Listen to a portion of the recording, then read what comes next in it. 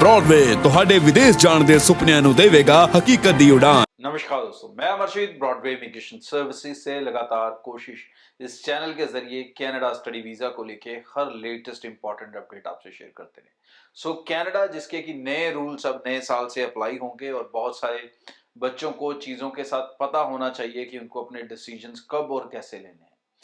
GIC बढ़ चुका है, डेफिनेटली इसके ऊपर बार बार बातचीत करने का कोई बेनिफिट नहीं है।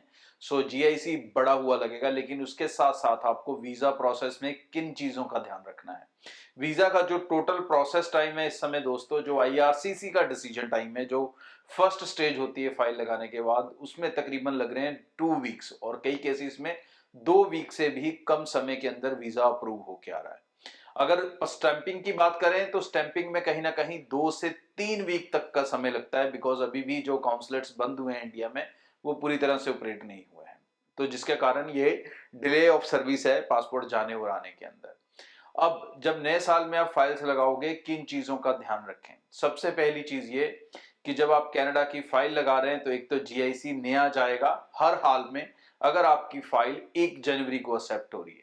अगर कोई बच्चा गलती से 31 को जीआईसी कर रहा है या 31 या उससे पहले जीआईसी की हुई है और फाइल 1 जनवरी को लगाने जा रहा है तो वो गलत है। उसको अपना जीआईसी अमाउंट अपडेट करना होगा।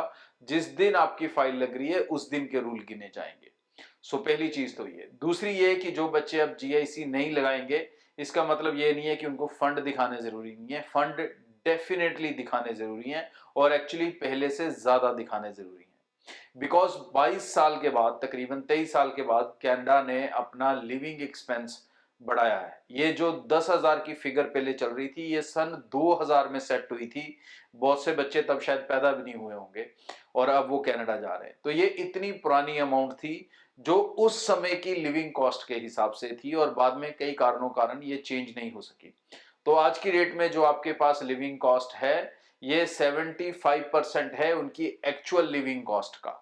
स्टूडेंट के ऊपर कम लगता है, तो 75% भी 20,600 जो डॉलर बन रहा है, ये आपका बेसिक है जो आपको देना है।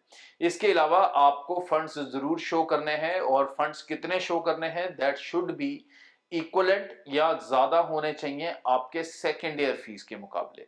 जी हाँ, फंड्स उन्हीं बच्चों को ज्यादा दिखाने की जरूरत है जो 2 साल या उससे ज्यादा स्टडी के लिए जा रहे हैं। और अगर आप ज्यादा के लिए जा रहे हो तो डेफिनेटली साथ में एडिशनल फंड दिखाकर चलो और फंड्स कम से कम आपकी सेकेंड ईयर की ट्यूशन फी को जरूर कवर करते हो।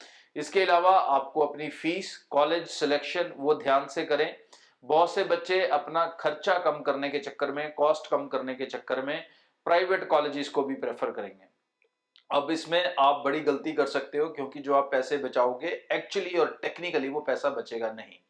जी हाँ, क्योंकि कनाडा जब आप जाओगे, अगर आप प्राइवेट कॉलेज में जा रहे हो, देयर इज 99% चांसेस कि आपको कॉलेज चेंज करना पड़ेगा। जब चेंज करोगे, प्राइवेट कॉलेज में जो फीस दी थी वो भी तकरीबन आधी फीस वापस नहीं मिलेगी। अगर बहुत जल्दी भी रिफंड डाल दिया, लेट डाला तो पूरी वापस नहीं मिलेगी और उसके बाद फिर नए कॉलेज की फीस देनी पड़ेगी, फिर पढ़ना पड़ेगा। तो भाई ये थोड़े जो डिसीजंस हैं ये वाइजली लें, क्योंकि प्राइवेट कॉलेज की फीस और गवर्नमेंट कॉलेज की फीस के अंदर डिफरेंस है। कई कई कॉलेजेस के बीच में तो 5-5, 6-6, 7-7 लाख तक का भी डिफरेंस है। ये डिसीजन आप सोच समझ कर लें। इस सिर्फ फीस के चक्कर में ना बचें, क्योंकि जो जीआईसी है वो भी आपको बड़े लेवल पे वापस आ जाना है। ये जीआईसी कोई खर्चा नहीं है कि जो आपको वापस नहीं आएगा। अगर आपके बच्चे समझदारी से इस्तेमाल करेंगे इस पैसे का, तो इसमें से आधा पैसा वो अभी भी वापस भेज सकते हैं। उतनी बड़ी परेशानी इसके दिमाग पर ना लेके चलें, इस चीज का खास ध्यान रखें। फंड्स जरूर दिखाकर चलें। उसके अलावा अपना कोर्स सिलेक्शन, जो मैंने आपको पहले भी कई बार बताया, वो कनाडा में बहुत इंपॉर्टेंट चीज होती है और वो बहुत ध्यान से करें। लोकेशन का सिलेक्शन भी बहुत समझदारी से करें। सारे बच्चे उन्हीं जगहों पर ना जाएं जहां पर ऑलरेडी भीड़ है और बच्चे परेशान हैं। Try to find a new destination, जिसमें से अल्बर्टा, नोवा स्कॉशिया और बहुत सी ऐसी लाइक स्कैचुअन, ऐसे कई एरियाज हैं, क्यूबेक है, जो आपके लिए बेनिफिशियल हो सकते हैं rather than going only into Toronto और Brampton. Try to avoid the places जहां पर ऑलरेडी ओवर क्राउडेड है, या ताकि आपको अकोमोडेशन को लेके, जॉब्स को लेके उतनी बड़ी प्रॉब्लम्स ना फेस करनी पड़े। और इसके साथ साथ जो आप फाइल्स अब लगाओगे वो फाइल्स को जल्दी लगा लें, बिकॉज आपको पता है कि कनाडा का भी एक रूल पेंडिंग है जो आने वाला है, वो है कॉलेजेस को डिफरेंशिएट करना, इंस्टीट्यूट्स का डिवीजन करना। मतलब उसमें से अच्छे और बुरे इंस्टीट्यूट्स को डिवाइड किया जाएगा और ये डिवीजन फिर आपके लिए सीट प्रॉब्लम क्रिएट करेगी। ये डिवीजन आपके लिए फीस की कॉस्ट को प्रॉब्लम को क्रिएट करेगी, क्योंकि ये डिवीजन आएगा सितंबर इनटेक के लिए और अप्रोक्सीमेटली कहीं ना कहीं अप्रैल और मई के आसपास इसके रेगुलेट होने के चांसेस हैं, मतलब इसके अप्लाई होने के चांसेस हैं। तो ये फर्क काफ़ी सारी फाइलों पे डालेगा। हो सकता है आने वाले दिनों में इमिग्रेशन के नंबर्स कम हो जाएं स्टूडेंट्स के, क्योंकि कुछ तो कम होंगे बजट के कारण, क्योंकि कॉस्ट भी एक बड़ा फैक्टर होता है एक परिवार के लिए। इतना पैसा इकट्ठा करना और इन्वेस्ट करना हर एक के बस का काम नहीं है। सो डेफिनेटली एक कॉस्ट के कारण भी इफेक्ट होगा। और उसके बाद अगर ये कॉलेजेस को डिफ्रेंशिएट करने वाला सिस्टम आ जाता है तो वो भी कहीं ना कहीं आपकी एप्लीकेशंस में जो सक्सेस रेट है उसे रोकेगा या कम करेगा, और सिर्फ सिलेक्टेड इंस्टीट्यूट्स के अंदर ही सक्सेस रेट मिल पाएगा। So try to put your files wisely, पहली चीज, और जितनी जल्दी हो सके लगाएं, बिकॉज जितनी जल्दी लगाएंगे उतनी जल्दी वो प्रेजेंट रूल के हिसाब से लगेंगी, जितनी लेट लगाएंगे उतनी फिर न्यू रूल के हिसाब से लगेगी। और इस चैनल के साथ जुड़े रहें फॉर रेगुलर ऑथेंटिक इंफॉर्मेशन के लिए, क्योंकि यहाँ पर कुछ भी हेडलाइंस लगाकर ऐसा नहीं किया जाता कि जहाँ पर आपको मिसगाइड किया जाए। सो रेगुलर ऑथेंटिक इन्फॉर्मेशन देना चाहते हैं तो इस चैनल को सब्सक्राइब करके रखें।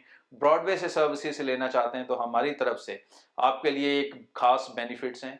आपको किसी तरह की processing fees, registration fees, embassy fees, अपनी बायोमेट्रिक की फीस, आपके ऑफर लेटर के चार्जेस नहीं लगेंगे अगर आप ब्रॉडवे के साथ अप्लाई कर रहे हैं। Thank you. ब्रॉडवे ਤੁਹਾਡੇ ਵਿਦੇਸ਼ ਜਾਣ ਦੇ ਸੁਪਨਿਆਂ ਨੂੰ ਦੇਵੇਗਾ ਹਕੀਕਤ ਦੀ ਉਡਾਨ।